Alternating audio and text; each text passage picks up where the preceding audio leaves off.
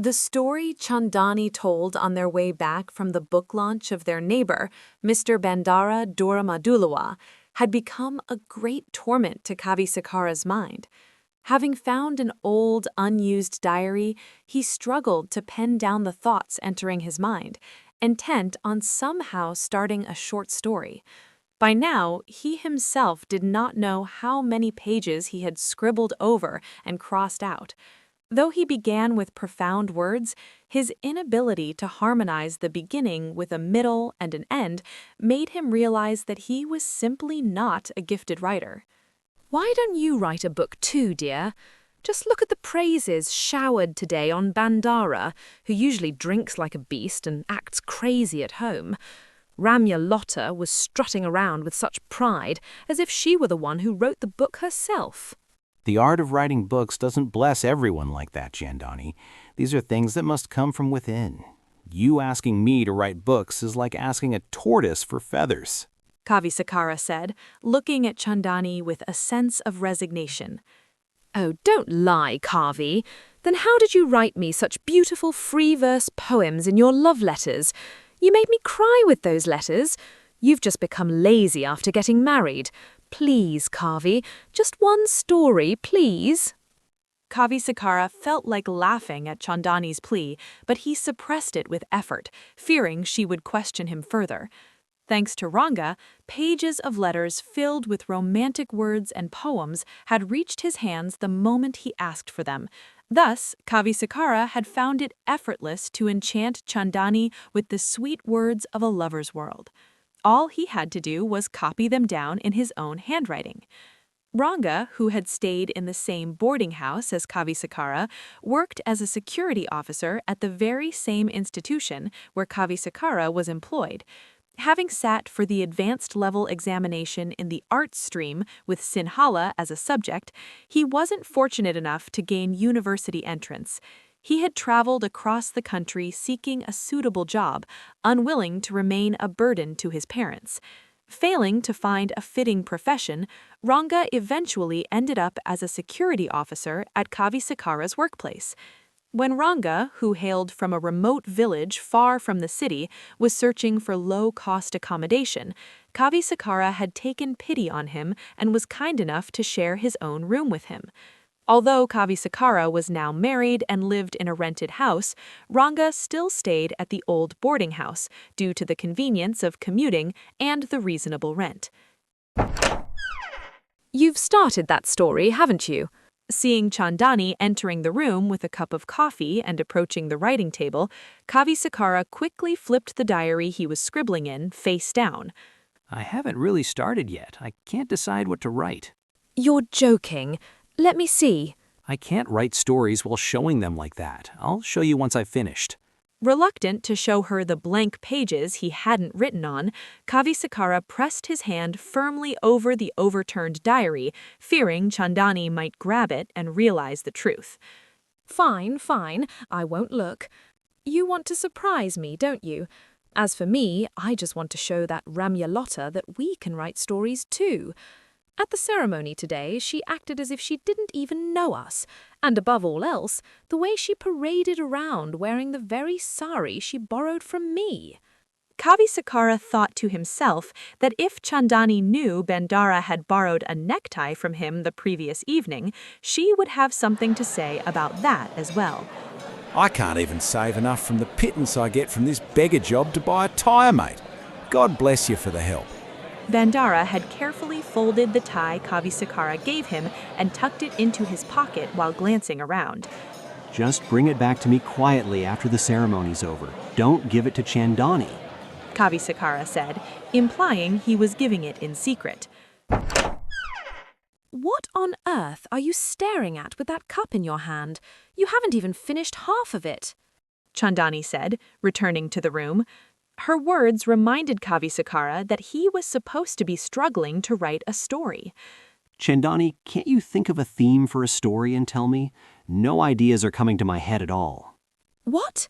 You mean to say, what were you writing all this time? I thought you had started a beautiful story to surprise me. You've known since back then that I'm no good at these things, Chandani said, grumbling. Kavisakara looked out the window. A smile flashed across his face, but since his back was turned to her, Chandani didn't see it. He remembered how Ramulata had once told Chandani to her face that while she might not be able to write stories, she was an expert at spinning tall tales. He recalled that the argument that erupted over a trivial matter that day was only settled when Bandara came over that evening to apologize on behalf of Ramulata. Kavisakara remembered that he and Bandara had agreed to do so without Ramulata's knowledge. I feel like giving this up now. I told you from the start I'm no good at this. Haven't you heard the saying, in this world, each person is skilled in but one thing? That's nonsense. I even called Ramya and told her you were writing a book. The woman seemed shocked by my news. She asked if it's a love story. I told her you haven't even shown it to me yet. You're the one causing all these problems. This is a real disaster that's fallen on me on my day off. You can't say that, dear. We must do this somehow. What do you mean, somehow? Can't you just copy a story from somewhere and change the names and places to write a story? I don't think so. That's illegal. Besides, you want to publish a book. If I do that, I'll get caught eventually. In the end, the shame will be on me. Oh, please, Kavi, do something. Don't you know anyone who writes stories or poems? I mean, someone who writes for hire. What a shameful thing to do, Kavisakara said, but he immediately remembered how he had Ranga write his love letters and poems in the same manner. However, he tried to console himself by thinking that was for a private purpose. Well, if you don't do it now, that's when we'll be shamed. Oh, Kavi, if you don't do this, how can I face that woman? Kavisakara knew very well that working in an accounting department, he could not compete in this matter with Bandara, who was a freelance journalist by profession. Bandara himself had told Kavisakara at a friend's drinks party that he who had served as a regional news reporter for the Lak Urama weekend newspaper had only recently turned to writing short stories. It was a collection of those short stories published occasionally in the Lak Urama that he had launched as a book a few days ago. Kavisakara had heard several people at the ceremony saying that Bandara's writing ability had grown unbelievably. I could never have imagined that Bandara, who was just writing small news items, would write a book like this. Regardless, the stories are excellently written, Jaya Ruwan said, a sub-editor at the Lak Urama where Bandara contributed. Kavisakara wondered why Jaya Ruwan he met at the hall that day had told him such a thing about Bandara. Kavisakara, who had no interest in reading, hardly read a newspaper, let alone a book, unless a special news item caught his eye. Therefore, he had never read Bandara's regional articles or his published short stories. There's nothing to think about so much. Let's hire a ghostwriter, Kavi. I know you don't have the money. Let's pawn my wedding necklace. We can get it back later with the income from the book. How can we do that, Chandoni? That's the only necklace you have, isn't it? You don't know this, but I have an imitation one just like it. That's the one I usually wear. Who knows if a thief might snatch such a valuable necklace? All right, let's see. Kavisakara said, hopefully thinking of Ranga. He was careful not to mention Ranga to Chandani because Ranga was involved in the secret of his love letters. Don't just say, let's see. Say, I'll do it, Kavi. After all, you've always been my savior. It was no surprise to Kavisakara that Chandani, having tangled everything up like a ball of yarn, had come to him with her usual pleading. Since the office was not a suitable place to discuss this, and it was something that needed to be talked about freely, Kavisakara went to Ranga's boarding house that very evening with the intention of somehow persuading him to agree to his proposal. Hello, Mr. Sakara. What brings you this way?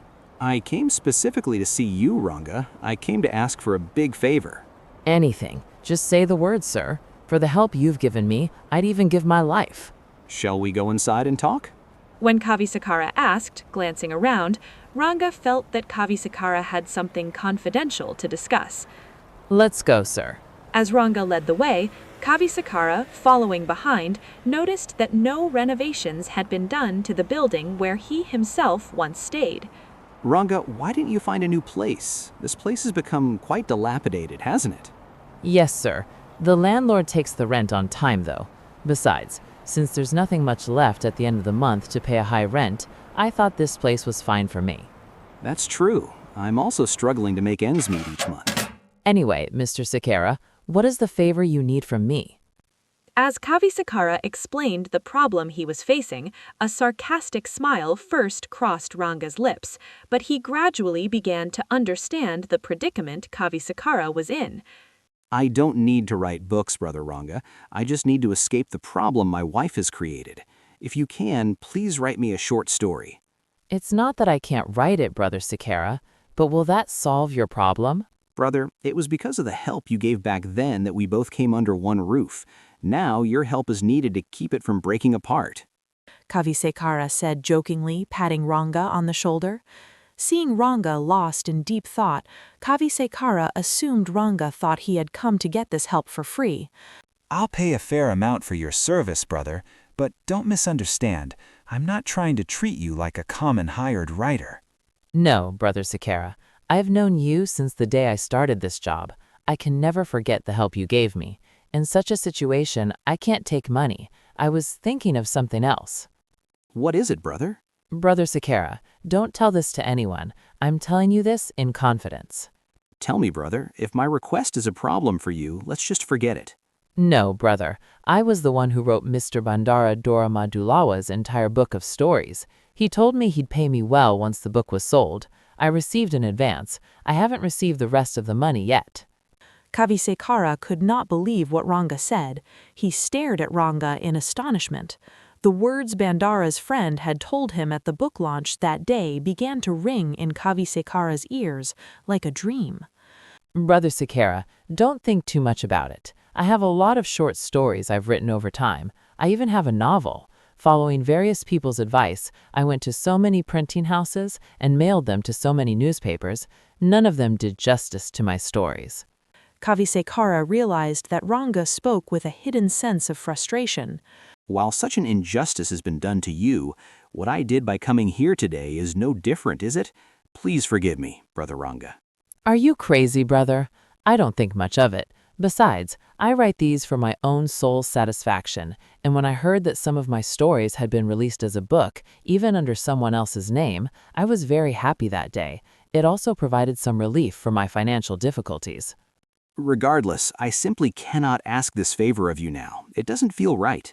It's okay, brother. Let's do this. You write a story. I'll help you. You can use this very experience of yours as the basis for it. What do you mean, Brother Ranga? Write this story of yours using some fictional characters. I feel it will make a good story. If it's a problem, publish it in a newspaper under a pseudonym. Then what do I tell Chandani? And even if Ramyalatha doesn't know, Bandara will realize that I know his secret. Mr. Bandara's wife doesn't know about this. He told me that himself. And Mr. Sakara, you tell Madam Chandani that you wrote it yourself. We can slowly write a few more stories later. I'll help. That's a good idea. Besides, Mr. Bandara will suspect that Mr. Sakara has somehow found out the details. Because of that, he won't be able to bring himself to avoid paying the best of my money. Kavisekara outlined his maiden short story with Ranga, intending to sit with him another day to prepare it as a final creation. After bidding farewell to Ranga, Kavisekara walked home wondering how many hidden artists like Ranga there must be in this world. Kavisekara felt that he, as well as Chandani, would have a peaceful sleep tonight, remembering the things she had been whinging to him about over the past few days.